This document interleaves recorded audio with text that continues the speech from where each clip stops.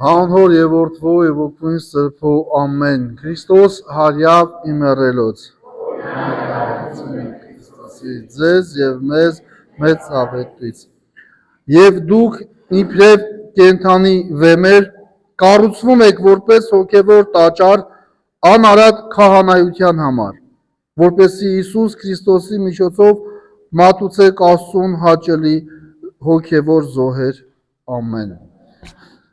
Սիրելի բարեպաշտ քրիստոնյաներ, սիրելի հավատավոր ժողովուրդ, այս ավետարանական հատվածը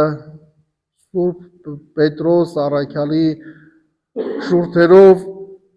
մեզ հետաքրքիր մտածումի առիթ է տալիս, որպեսզի մենք մտածենք, որ մենք իբրև Աստծո տան մեջ կառուցվող կամ կառուցված կենթանի քարեր ինչպիսի վիճակում ենք մենք գտնվում արդյոք այն քարը որ մենք իբրև Աստծո տաճար, Աստծո մարմին կառուցվեցինք Քրիստոսով միացանք կանգուն վիճակում ենք գտնվում ճիշտ այն տեղում ենք գտնվում որտեղ որ Աստված երբ մեզ ընտրեց եւ այդ տաճարի Հիսուսի մարմնի մի մասնիկը դարձրեց եւ տեղադրեց այդ տեղում որտեղ որ մենք պետք է լինենք արդյոք մենք այդ ճիշտ տեղում ենք գտնվում թե կանգուն ենք թե ճաք ենք տվել բորբոսնել ենք կամ այդ մամրակալել ենք մեր մեղքերից թե մաքրվել ենք հարդարվել եւ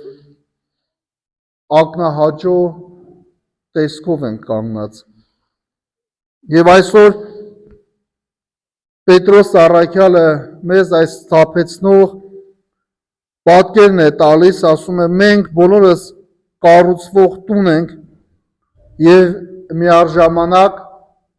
այդ հոգեվոր տաճարի քարերն ենք մենք բոլորս գիտեք պետք է կարողանանք մաքրվել որպեսզի կառուցվենք Պետրոսն ասում է ինչպես մաքրվենք ասում է ուրեմն դեն գցեք ամեն չարություն նենգություն կեղծավորություն նախանձ եւ չարախոսություն Այսեք ինչքան բան է չէ պահանջում մեզնից առաքյալը եւ ինչքան դժվար է այո հատկապես այս օրերին ապրենք եւ հեռու մնանք չարությունից որ ամեն քայլափոխի մեզ հետապնդում է նենգությունից կեղծավորությունից նախանձից եւ չարախոսությունից ինչքան ենք չէ մենք չարախոսում բամբասում եթե առաջ այսպես ժողովրդական խոսք կար ասում են բամբասանքը կնոջ այսպես ճակերտավոր վայել բան էր հիմա տղամարդիկ անցել են արդեն ավելի շատ են բամբասում եւ Այստեղ շատ ուղիղ խոսք է, ասում է, չկա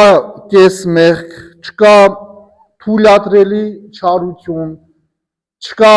բարի նախանձ։ Ասում է, եթե ուզում ես, որ Աստված քեզ օգտագործի, որպես իր տաճարի պիտանի քար, ուրեմն պետք է մաքրվես եւ այդ մաքրությունը պետք է սկսի ներսից։ Տեսեք, շատերն են ուզում ծառայել, քարոզել, օգնել, բայց մոռանում են, որ Աստծուն ծառայելու համար նախ սիրտը պետք է մաքրել։ Եվ նոր հետո գործի անցնել։ Տեսեք, շատ կարևոր է, հենց մեր առօրյա շատերս ենք նեղվում, ասում ենք, Ինչու մեր ընտանիքի անդամները չեն փոխվում, ինչու մեր ընկերները չեն դարձի գալիս, ինչու մեր հարազատները չեն փոխվում, չեն դառնում ավելի քրիստոնյա։ Սա Աստծուն ծառայելու այն լավագույն մարտահրավերն է։ Ուզում ես ընտանիքդ փոխվի, ուզում ես ընկերներդ փոխվեն, ուրեմն դու նախ փոխվիր։ Որտեվ երբ տեսնում են, որ դու Աստծուն ճանաչում ես, բայց ներսից դեռ չես մաքրվել, բամբասանքի մեջ ես, չարախոսության մեջ ես, բարի նախանձի մեջ ես, դες նախանձում ես ի վերջո։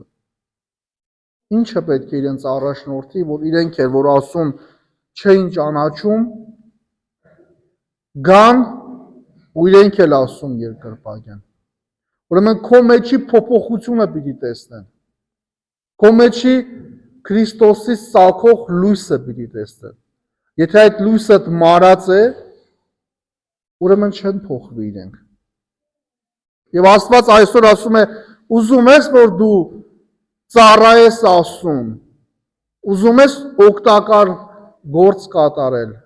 ուրեմն սկսիր ինքդ քեզնից։ Մի հայտնի բան կա, չէ, ասում է այդ 20-րդ դարի մեծ գործիչ Չերչիլը, ասում է, երբ երեխա էի, ուզում էի աշխարհը փոխել, երբ մի քիչ մեծացա, ցանկանում էի ընտանիքս փոխել։ Երբ հասա ծերության ժամանակ, հասկացա, որ այդ ամենը փոխելու համար ինքս պիտի փոխվեի։ Այո, սիրելիներ, Աստված մեզ առաջարկում է, որ ինքներս զբաղվենք մեր փոփոխությամբ եւ մեր մաքրությունից սկսենք։ Եվ Աստված ասում է առաքյալի շուրթերով, որ ինչպես կարողանանք։ Օրինակ ասում է, եկեք փորձենք հենց այս շաբաթ ուղղակի որևէ մեկի մասին չխոսենք որևէ վատ բան։ Ուղղակի վատ բան չասենք նրա մասին։ Կամ փորձենք մի հոգու համար աղոթել, ում նկատմամբ մենք միշտ նախանձ ենք ունեցել։ Այդ թեկուզ այդ բարի նախանձն էլ։ Երբ ներսում հասկացել ենք, որ ունենք կեղծիք, բայց փորձել ենք միշտ թաքցնել։ Փորձենք ազնիվ կանգնել Աստծու առաջ եւ պայքարել դրա դեմ։ Ուրեմն առաքյալն ասում է, քարերը, որով որ կառուցվում են, հոգևոր տունը, դրանք կենդանի քարեր են։ Եվ շատ պատկեր է տալիս, շատ լավ պատկեր է տալիս, ասում է, քարը սովորաբար մեռած է, բայց այստեղ նշանակում է, որ այդ քարը կենդանի է եւ քրիստոնյան չի կարող լինել պասիվ հավատացյալ։ Դու կամ կառուցում ես, կամ քանդում ես։ Երբ մարդիկ քեզ հանդիպում են, արդյոք երբ քո հետ խոսում են, որպես քրիստոնյայի, արդյոք ավելի Աստծուն մոտենում են, թե Աստծուց ավելի են հեռանում։ Սա շատ կարևոր հարց է, որ այսօր Աստվածաշնչյան այս հատվածը մեզ մտածելու առիթ է տալիս։ Եվ լավ կլինի, որ մենք բոլորս սրա մասին միշտ մտածենք։ Ուրեմն մի գեղեցիկ պատմություն կա, ասում է մի վարպետ եկեղեցի էր կառուցվում, մեկը մոտենում է վարպետներից մեկին, հարցնում է, ասում է, ինչ ես անում։ Մեկն ասում է, դե գիտես, քար եմ կոտրում։ Մյուսն ասում է, աշխատում եմ, որ ընտանիք պահեմ։ Երրորդ վարպետը ժպտում է եւ ասում, Աստծո տունն եմ կառուցում։ Ուրեմն բոլորը նույն գործն էին կատարում, բայց այդ մարդկանց մոտ 3 տարբեր հոգեվիճակ կար։ Հիմա մեզ հարց տանք, մենք ապրում ենք պարզապես ապրելու համար, թե գիտակցում ենք, որ մեր ապրելու ընթացքում Աստված մեր միջով իր առաքելությունը, իր գործն է կատարում եւ ես իմ ապրուստով այդ Աստծո գործի մի մասնիկն եմ։ Եվ առաքյալն այսօր հիշեցնում է, որ ասում է այդ Աստծո տան, տաճարի կառուցման անկյունակարը Քրիստոսն է։ Եվ եթե կյանքդ կառուցված չէ այդ անկյունակարի վրա, ապա այն հաստատ փլվելու է։ Տեսեք, միշտ փորձում ենք, չէ, ինչ որ մեր կյանքում հենարաններ գտնենք։ Փող, հեղինակություն, մարդիկ, տեսեք, այնքան ենք մենք այդ հենարան փնտրելու այդ բանի մեջ, որ նույնիսկ մեր ծիսական արարողությունների մեջ էլ ենք մենք աղավաղում ամեն ինչ։ Մարդիկ երեխային ուզում են մկրտեն կամ գիտակցական, երբ որ արդեն մեծացել են ուզում են մկրտվեն, քավոր են ընտրում ոչ թե պարզ քրիստոնյա հավատքով մարդու, այլ այնպիսի մարդու, որի վրա կարող են հենվել, գումարով կարող է օգնել, լավ նվեր կարող է տալ կամ ինչ-որ լավ պաշտոնի է եւ կարող է օգնել։ Այսինքն սա ինչն է ցույց տալի, որ մարդը մշտապես այդ հենարան փնտրտուքի մեջ է, փնտրում է ինչ-որ բանի, որի վրա կարողանա հենվել։ Բայց այսօր Պետրոս առաքյալը ասում է, որ այդ ճշմարիտ հենարանը Քրիստոսն է, ու Քրիստոսի վրա պիտի հենվես։ Եվ եթե Քրիստոսի վրա հենված չես,